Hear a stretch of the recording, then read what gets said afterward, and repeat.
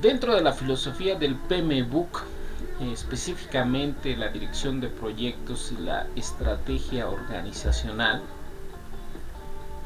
ya hemos analizado lo que es la importancia de los proyectos, los programas, los portafolios, la importancia de la dirección, de su visión para generar esos eslabones para que la estrategia organizacional se cumpla. Recordemos que los proyectos, los programas y los portafolios deben de trabajar en común acuerdo para lograr la estrategia organizacional dentro de las empresas. Para esto vamos a tener una administración de la gestión de las operaciones. Las operaciones son todos los pasos que se realizan dentro de la empresa para lograr esos eslabones organizativos para llegar al objetivo general de la propia empresa. Si lo vemos como tal, como una máquina, serían todos los engranes, todas las operaciones que se realizan para poder lograr el objetivo de la misma empresa. Entonces vamos a ver un video de administración de operaciones para conocer más a fondo este concepto. Hola, bienvenido a un programa más. En esta ocasión vamos a hablar de la administración de operaciones. Pero antes de hablar de la administración de operaciones, hay que hablar de qué es una operación en una empresa.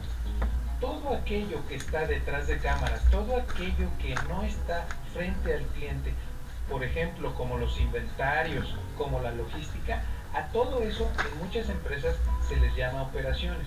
Es decir, las operaciones son la parte de la empresa que tiene una serie de ramificaciones y de problemas que debe resolver el administrador de empresas. Hay actividades de ejecución, de logística, de carga, de descarga. Todas esas son llamadas operaciones en la empresa.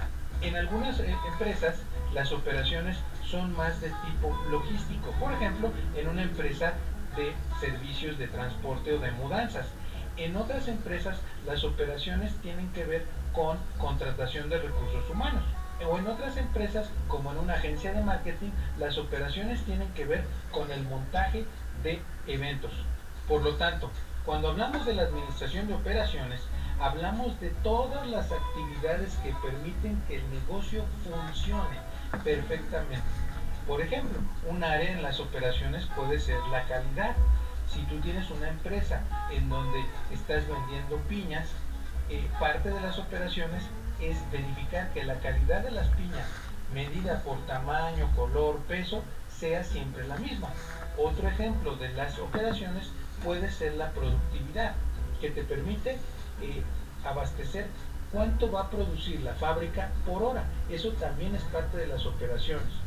Otra área de las operaciones pueden ser los costos de producción.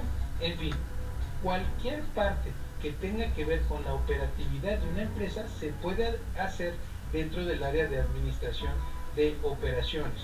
Normalmente esta área de administración de operaciones se utiliza en el área de producción o en el área de transformación de una empresa. Es un área sumamente complicada en términos de las cosas que se tienen que hacer. Pero cuando haces administración de operaciones es importante que te encargues de ciertas cosas como lo son la calidad, los procesos, que es una parte muy importante. Toda organización que quiere ser eficiente y productiva debe de trabajar en sus procesos. También puede ser la organización de las personas para lograr un fin común. Por ejemplo, si se va a cargar o se va a descargar, o hay choferes o hay montacardistas, toda esa organización está dentro del área de organización en administración de operaciones.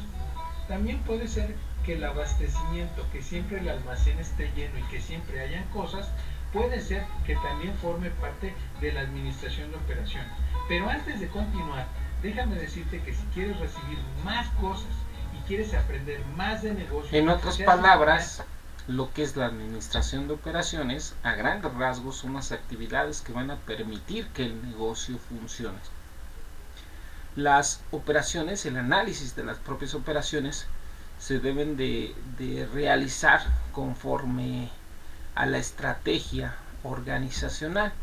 Entonces el director, en este caso La dirección de proyectos debe de analizar a la perfección todas las operaciones que son esenciales para que el negocio funcione. Entonces, el ejemplo que nos pusieron, si vas a vender piñas, pues debes de tener de dónde vas a sacar las piñas y la calidad del propio producto. Dependiendo del negocio, las operaciones van a fungir dentro de la estructura organizacional de una empresa. Entonces, una operación como tal es la actividad que va a permitir que el propio negocio funcione. Continuando dentro de la gestión de operaciones, vamos a entender un poco más a fondo el propio concepto de gestión de operaciones.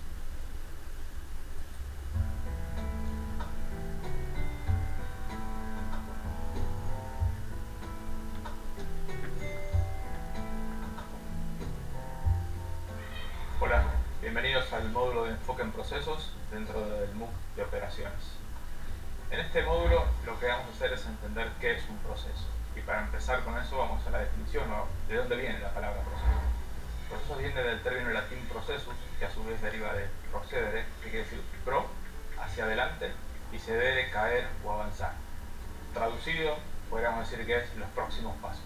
Eso es lo que queremos hacer en un proceso. Entonces, ¿cómo lo podemos definir a partir de esto de los próximos pasos? Formalmente, un proceso es una secuencia de acciones planificadas en el tiempo con un fin concreto.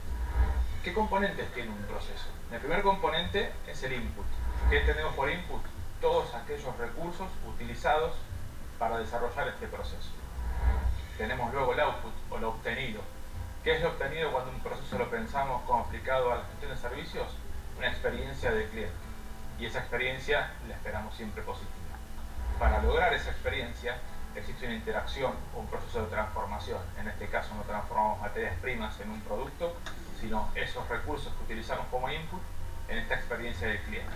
A modo de ejemplo, en un hotel o en una línea aérea tendríamos inputs como las personas que trabajan, la energía utilizada, la información con la que contamos, los aviones en el caso de la línea aérea, las habitaciones en el caso del hotel. Finalmente una línea aérea le podemos entender como un hotel que vuela. Y esos recursos básicamente vamos a utilizarlos y hacerlos interactuar con el cliente de distintos modos de forma tal de obtener una experiencia positiva. Un proceso tiene que ser mensurable y tenemos que medir. Si no, sería una serie de actividades cuyo resultado desconoceríamos. Y esa medición lo que nos permite es saber si estamos en el camino correcto o no, entendiendo por correcto aquello que satisface al cliente. ¿Cómo definimos un estándar? Básicamente por tres metodologías. La primera es la definición discrecional por nuestra parte.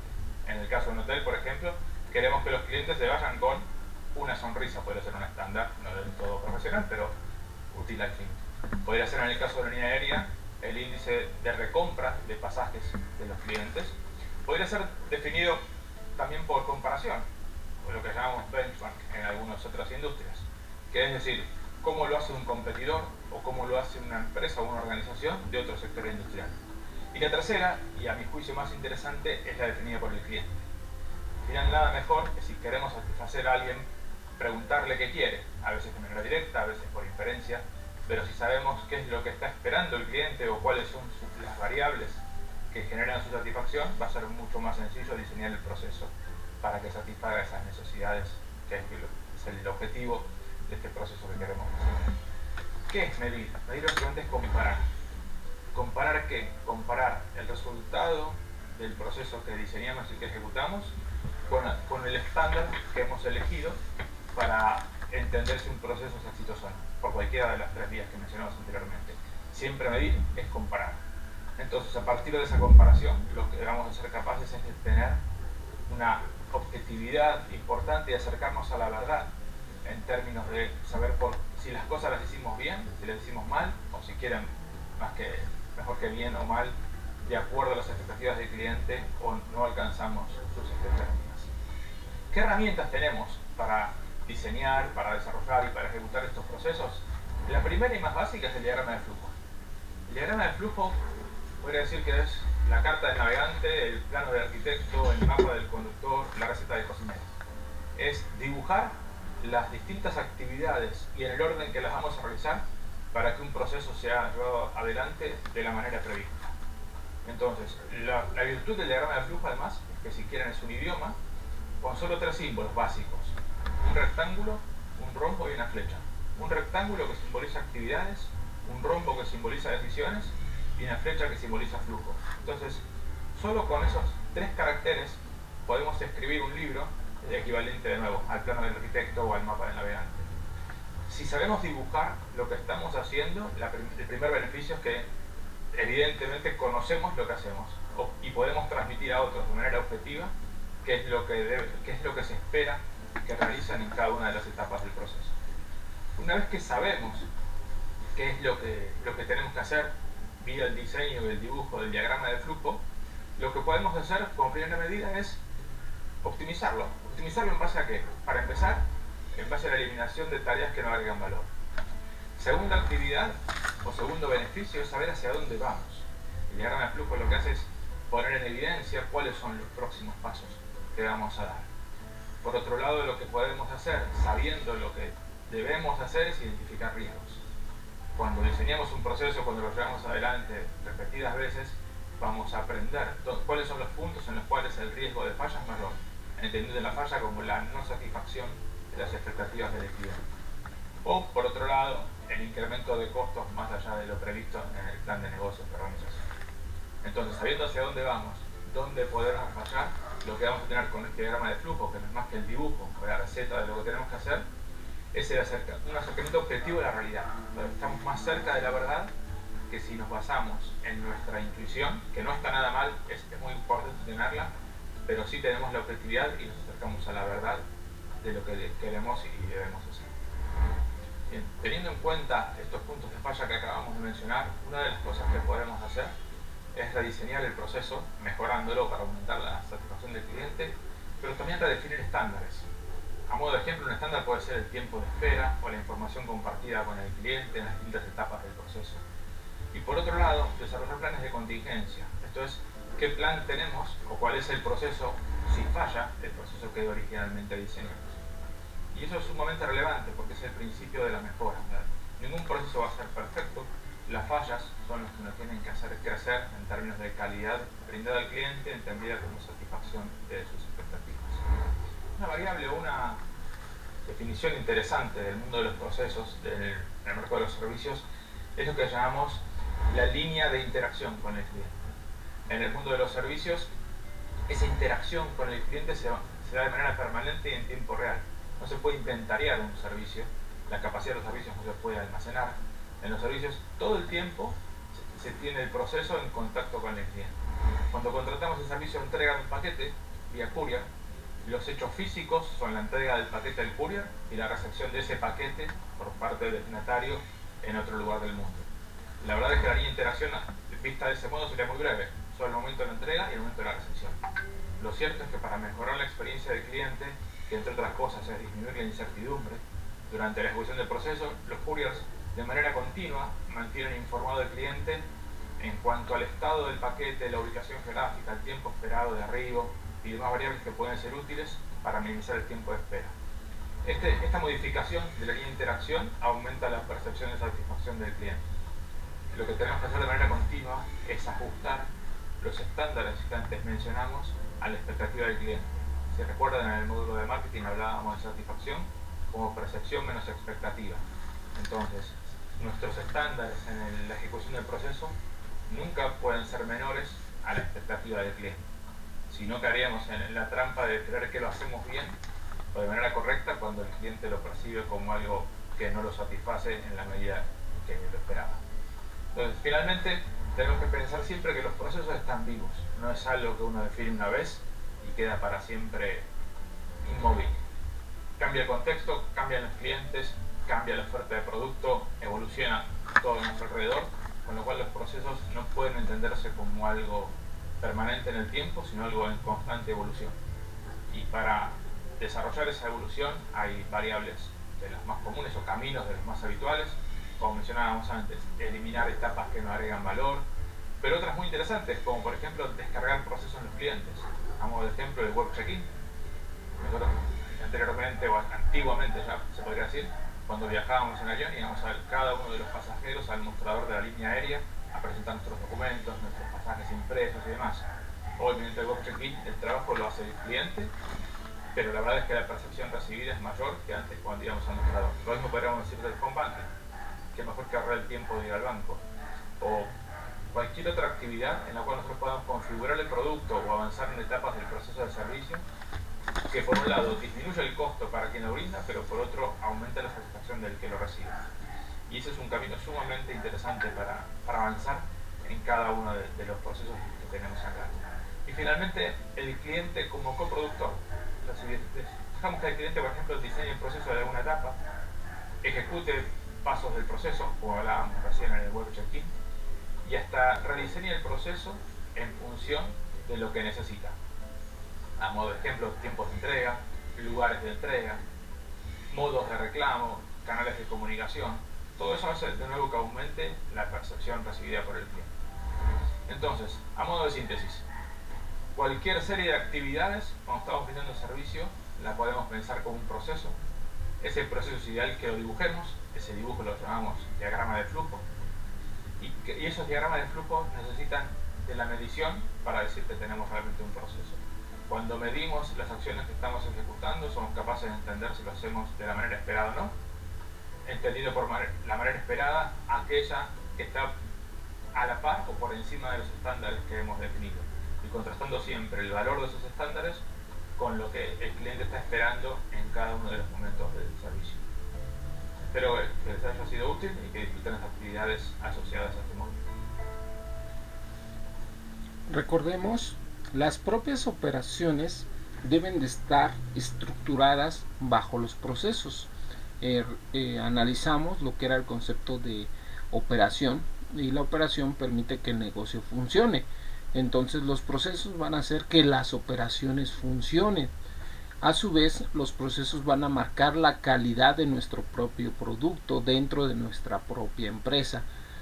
Como comentaba, estos procesos deben de ser medibles, deben de dictaminar los propios recursos. A través de los procesos vamos a determinar qué recursos necesitamos para obtener que nuestro negocio funcione de forma óptima. Las mediciones de los propios procesos deben de estandarizarse. Tenemos un mínimo a cumplir y estos estándares deben de estar siempre por encima de lo que nos pide el cliente. La calidad va a ser la comparación de la medición constante de nuestros procesos. Si detectamos que un proceso va en decadencia, estamos perdiendo esa calidad. El proceso debe de tener un diagrama de flujo. Dentro de nuestra optimización debemos de identificar los propios riesgos, como dice, ¿qué va a pasar si mi proceso no funciona?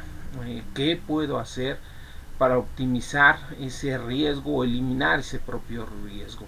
Debemos de tener los planes de contingencia alternativos en dado caso de que falle nuestro proceso. Nuestro proceso de servicio depende mucho de la interacción del cliente. Si nuestro negocio entrega un servicio, debemos de estar en contacto con el propio cliente, y a su vez pues también hay que descargar procesos a los clientes, como es el de las aerolíneas, que los clientes hagan su propio check-in a través del internet. A su vez pues escatimamos recursos. La aerolínea, ¿qué recursos se ahorra? Pues ya no va a tener personal de tráfico documentando, ya no va a tener la necesidad de contratar, pagar servicios a un personal de tráfico. Ahora lo van a hacer a través de máquinas. Entonces es importante que las operaciones sean marcadas a partir de los procesos. Vamos a analizar otro concepto que es importante dependiendo del proyecto que queramos realizar, de la empresa que queramos hacer. ¿Cuánto vale nuestro negocio? Vamos a analizarlo, este enfoque. Muy buenas, soy J. Nota de Metaconcepción.org y en este capítulo sobre dinero vamos a hablar sobre cuánto vale tu negocio o un negocio en general. Normalmente aquí hablo sobre inversiones en bienes raíces o en empresas de otros, pero creo que es importante también comentar de vez en cuando tu negocio, si es que lo tienes. Si es una de las personas que sigue mis capítulos sobre metas personales y que en general ha decidido emprender o tener un autoempleo. Cierto es, primero de todo, que un negocio valdrá más o menos en primero de cuán traspasable sea y cómo dependa, o cuánto dependa, mejor dicho, el negocio de la persona que lo posee. Si tu negocio depende completamente de ti, pues vale menos que si es más traspasable a otra persona que lo maneje. Pero si es demasiado fácil de traspasar hasta el punto en el que es fácil de replicar sin que tú vendas ese negocio, pues también vale menos. ¿Y a qué me refiero con todo esto? Un negocio que es fácil de montar, cuya infraestructura física o digital es fácil de montar y que por lo tanto su precio es muy barato, va a hacer que el precio de tu negocio se abarate mucho por debajo de la norma general.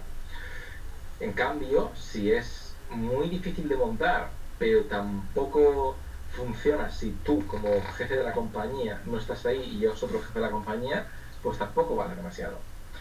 Como norma general, ya avanzándome a lo que quería decir del vídeo, un negocio vale típicamente el beneficio neto que genera en unos 5 años. Típicamente, aunque a veces esta cifra puede aumentar a unos 8 años y es relativamente fácil de traspasar, pero aún así es difícil de montar. ¿Qué significa esto? Pues que si tú, por ejemplo, generas 500 euros de beneficio neto post impuestos y post gastos y post todo, el dinero que va a tu bolsillo son 500 euros cada mes. En un año esos son 6.000 euros y en 5 años esos son 30.000 euros. Tu negocio valdría eso, típicamente, 30.000 euros. Bueno, es dinero, no nos vamos a engañar, es dinero, pero,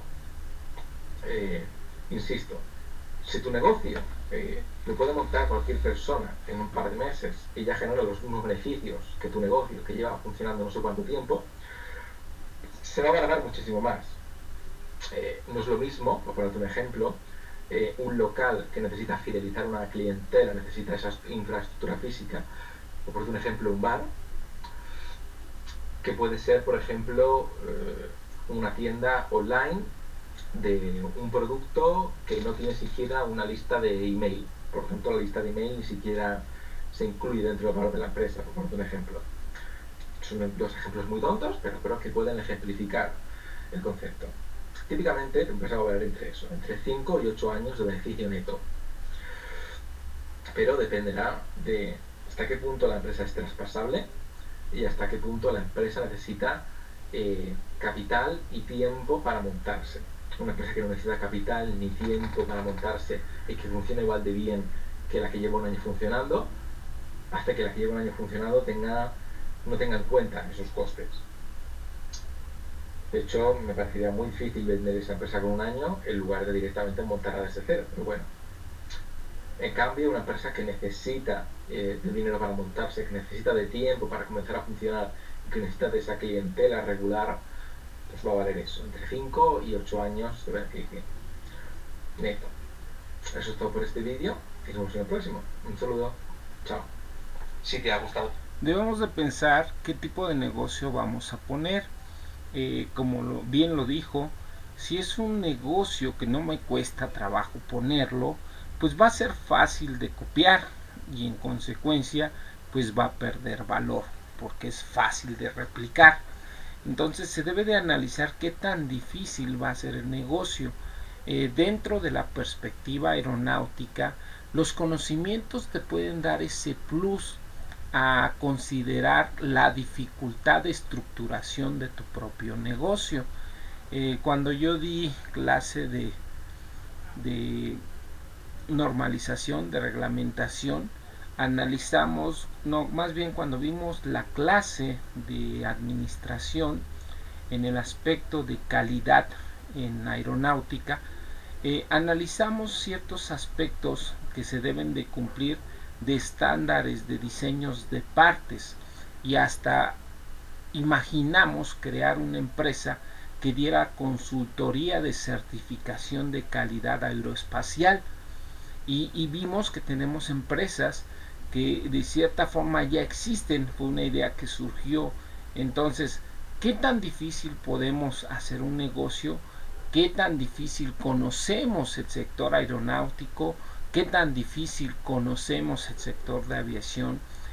Al final de cuentas, los conocimientos van a generar esa dificultad. Puede ser que tú digas, pues voy a revender fayuca, cuando todo el mundo pues conocemos lo que es la zona donde venden fayuca en México, entonces vamos a ir a comprar esas partes y las vamos a revender, pues va a ser un negocio fácil de replicar. Sin embargo, supongamos que queremos hacer un negocio de certificación de aeronaves. Vamos a estudiar las leyes, las normas, los procedimientos a cumplir dentro de los estándares. Va a costar trabajo, pero va a ser difícil de replicar, más aún si estas normas todavía no han sido escritas.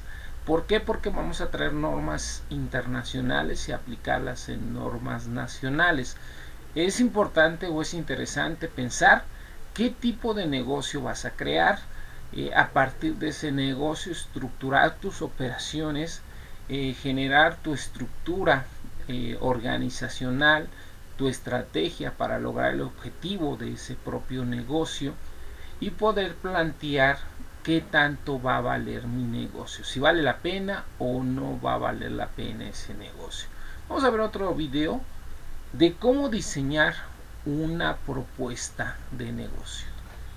Tener una propuesta de valor bien creada es la diferencia entre que tu negocio esté exitoso o fracase. Esta es la tercera parte de una miniserie de videos que creamos, donde en la primera hablamos del arquetipo de cliente, en la segunda hablamos del resultado final esperado, y ahora vamos a hablar de la propuesta de valor, que es lo que une el arquetipo de cliente con el resultado final esperado. Si no has visto los dos videos anteriores, déjanos un comentario para que podamos pasarte el enlace y pues puedas ver y tener mucho más contexto acerca de esto. Aunque no los hayas visto, también te invito a que sigas viendo este video porque te voy a explicar más a detalle todo eso. Vamos a hablar de la propuesta de valor. La propuesta de valor es cómo te percibe realmente tu mercado con respecto al producto o servicio que ofreces. Existe una fórmula bien sencilla que tiene tres partes. La primera parte es ¿qué vendes? Eso seguramente ya lo sabes. ¿Cuál es tu producto o servicio? ¿Cómo es que agregas valor a la vida de tus clientes? Eso es ¿qué vendes? ¿A quién se lo vendes? Y aquí es donde es súper importante tener un arquetipo de cliente correctamente creado. Porque si tu respuesta en ¿a quién se lo vendes? Es a hombres y mujeres mayores de 20 años y menores de 60, es un error garrafal y ahí es el problema porque no estás pudiendo crear una propuesta de valor poderosa y exitosa. Entonces la segunda parte es ¿a quién se lo vendes? Y la tercera y última parte es el ¿para qué te lo compras? ¿Ok? Entonces es ¿qué vendes? ¿A quién se lo vendes? Y ¿para qué te lo compras? Vamos a poner algún ejemplo para que esté mucho más claro todo esto que te estoy explicando ahora. El ejemplo es, imagina que tú eres psicoterapeuta gestal y que eso es lo que tú vendes es psicoterapia gestal. Y como psicoterapeuta tal vez puedas ver a clientes o a pacientes que tengan diferentes necesidades. Pero imagina que tú desarrollaste tu arquetipo de cliente hacia mujeres que tengan depresión postparto. Entonces ya está muy claro qué vendes y a quién se lo vendes. Y ahora, ¿para qué te lo compran? Es donde viene la parte interesante. Porque si tú nada más piensas en por qué te lo compran, podrías pensar, ¿por qué la gente va a psicoterapia? Pues porque quiere ayuda. Pero más bien, ¿para qué quiere esa ayuda? ¿Para qué utiliza tu producto o servicio? Tal vez en este caso tiene que ver con poder regresar feliz a trabajar o con retomar esa relación que tenía con tu pareja antes de haber tenido al bebé. Entonces, esto también está muy ligado con el resultado final esperado que hablamos en el video anterior de esta serie, que si no lo has visto, pídelo en los comentarios, nada más dinos, quiero ver el video de resultado final esperado, con mucho gusto te lo enviamos. Y justamente, aquí viene la parte interesante, lo que une tu arquetipo de cliente y tu resultado final esperado es la propuesta de valor.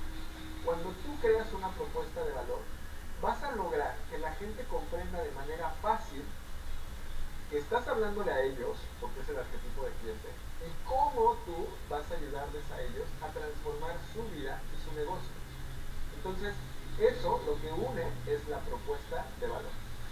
El otro ejemplo, imagina que tienes un restaurante de cortes finos.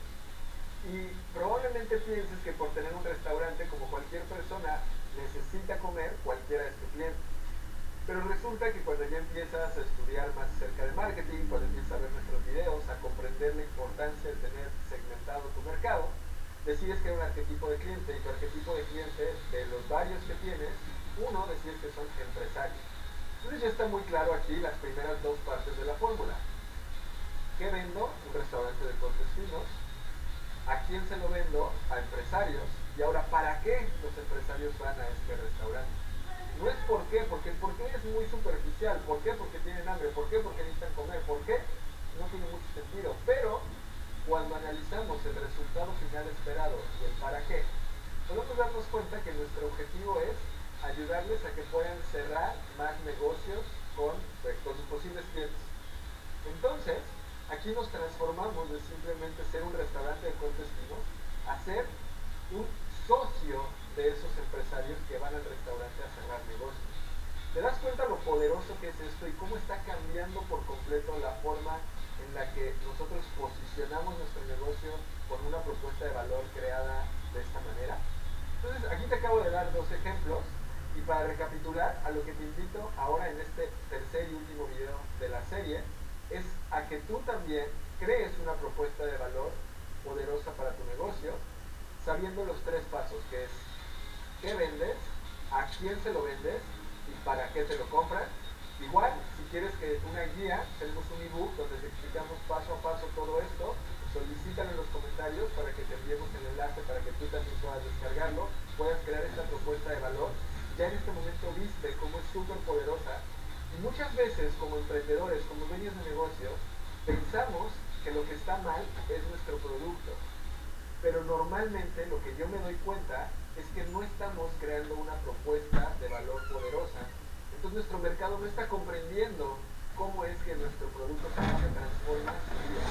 Así que ve ahora mismo, crea esa propuesta de valor exitosa y platícanos cómo te va. Me encantará saber los resultados de lo que estás aprendiendo con todo este contenido gratuito y de valor que estamos generando para ti.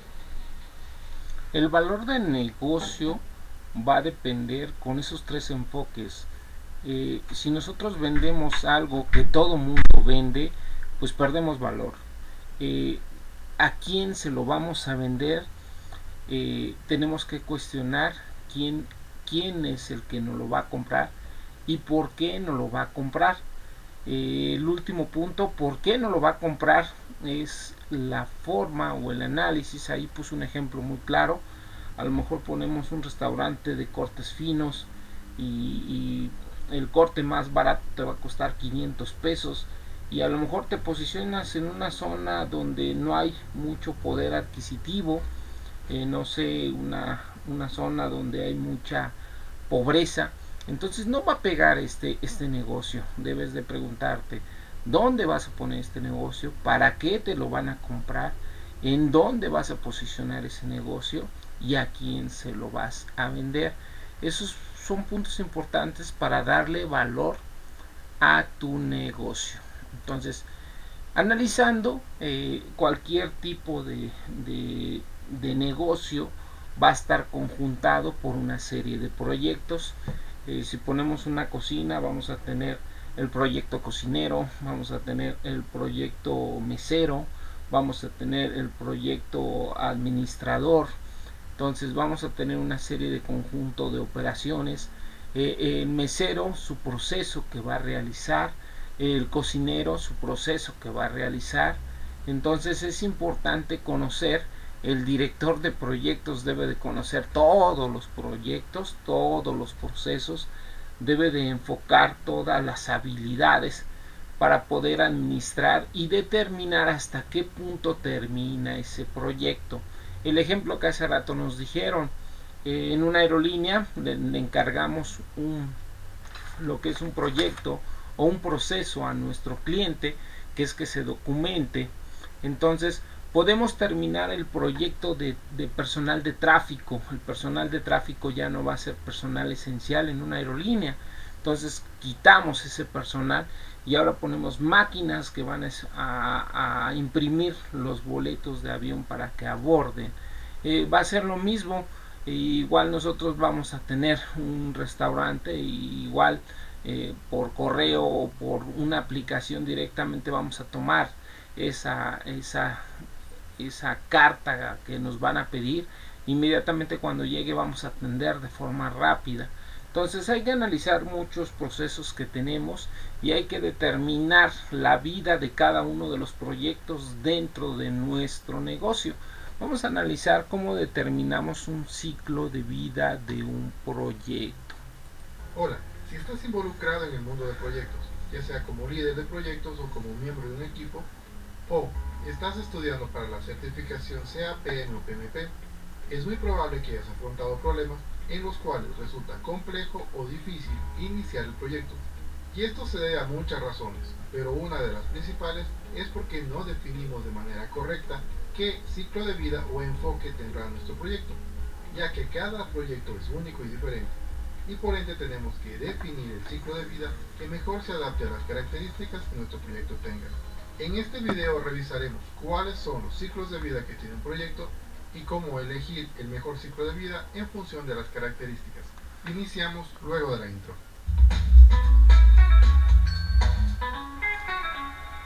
Como sabemos, cada proyecto es diferente, y por tal razón es importante conocer cuáles son sus características a fin de elegir un enfoque específico, de manera que podamos desarrollar el proyecto siguiendo un ciclo de vida que nos permita conseguir tener una mayor probabilidad de éxito.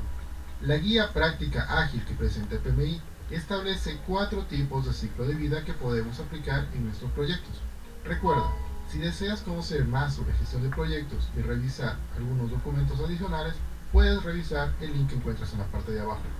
Además, te invito a que te suscribas a este canal para conocer más sobre la gestión de proyectos. La guía ágil presenta 4 tipos de ciclos de vida, los cuales pueden ser predictivos, iterativos, incrementales, ágiles, y cada uno de estos tiene características particulares. De esta manera tenemos que los ciclos de vida predictivos tienen un enfoque clásico que hemos ocupado por muchos años. Este enfoque establece requisitos al inicio de los proyectos. Es perfecto para proyectos en donde los requisitos no cambian constantemente y los riesgos son bajos. Por ejemplo, proyectos de construcción, en donde tenemos un alcance que varía poco, y la experiencia generada a lo largo de los años con proyectos similares han permitido obtener una serie de buenas prácticas que podemos ocuparlas de manera secuencial. El siguiente es el ciclo de vida iterativo. En este enfoque tenemos requisitos dinámicos, ya que los cambios son considerados como una ventaja que puede tener el producto ante variaciones del mercado. Las actividades del proyecto se repiten en iteraciones y en cada una de estas iteraciones se incrementa el entendimiento del producto. La entrega es única y la meta es solucionar problemas. En la imagen que vemos podemos ver un ejemplo de ciclo de vida iterativo. Consideremos que vamos a realizar una pintura. Iniciamos el proyecto realizando un análisis de los requisitos que tiene el cliente. Luego presentamos un boceto al cliente en la primera iteración para obtener su retroalimentación. Con la información obtenida en la retroalimentación se hace una nueva iteración con los cambios requeridos por el cliente al boceto, de tal forma que en cada iteración nos acercamos más a un resultado que genera valor hacia el cliente. Este tipo de enfoque es ideal en proyectos en donde tenemos que resolver o diseñar productos que sean nuevos con requisitos que son cambiantes, como por ejemplo una nueva aplicación móvil o un sistema de gestión de información para una empresa. El siguiente es el ciclo de vida incremental. En este enfoque tenemos requisitos dinámicos. Las actividades del proyecto se realizan una sola vez por cada iteración y las entregas son frecuentes, además de que la meta es la velocidad del proyecto. Este enfoque proporciona entregables terminados que el cliente puede utilizar de inmediato, sin ser esto el proyecto completo. Como vemos en la imagen, el cliente tiene bastante claro los entregables que desea que el proyecto presente, de forma que en cada iteración se entregan partes del proyecto finalizadas al 100%, de manera que el proyecto se va completando de forma incremental con cada nueva iteración. Este enfoque es muy útil en proyectos en donde se requiere entregar nuevas funcionalidades a un producto. Por ejemplo, las actualizaciones que tenemos en los sistemas operativos como por ejemplo Windows, o las actualizaciones de las consolas de videojuegos, las cuales entregan una pieza completa al 100% en cada nueva iteración o en cada nueva aplicación que se coloca, pero esto no influye en que el proyecto esté completamente terminado. El siguiente es el ciclo de vida ágil. Un ciclo de vida ágil utiliza un enfoque que es tanto iterativo como incremental, a fin de definir los elementos de trabajo y poder realizar entregas frecuentes. Los enfoques tanto iterativo como incremental proveen retroalimentación a fin de planificar mejor la siguiente parte del proyecto. Este enfoque es excelente en proyectos con requisitos cambiantes, en donde se necesita realizar entregas frecuentes. Este tipo de ciclo de vida ha sido ocupado desde hace varios años en los sectores de desarrollo de software o en la parte de innovación tecnológica, en donde existen cambios constantes y el riesgo es alto, utilizando Scrum como uno de los marcos de trabajo. Finalmente tenemos un ciclo de vida denominado híbrido. Este enfoque nace debido a que en un proyecto no es necesario utilizar un único enfoque, sino que a menudo se combinan elementos de diferentes ciclos de vida a fin de lograr ciertos objetivos. De esta manera se puede tener enfoques en donde se combinen ciclos de vida ágil con ciclos de vida predictivos, teniendo de esta forma una mezcla de enfoques entre lo predictivo y lo ágil. Por ejemplo, es usar en un ciclo de vida predictivo un tablero Kanban o reuniones que sean diarias como lo que presenta Scrum. De esta manera tenemos una metodología que combina lo mejor que posee tanto la parte ágil como lo mejor que posee la parte predictiva. Recuerda, es muy importante que al iniciar un proyecto definas qué tipo de ciclo de vida es el que mejor representa o mejor funcionaría dentro del proyecto que vas a realizar. Así que te recomiendo revises esto antes de iniciar cualquier proyecto.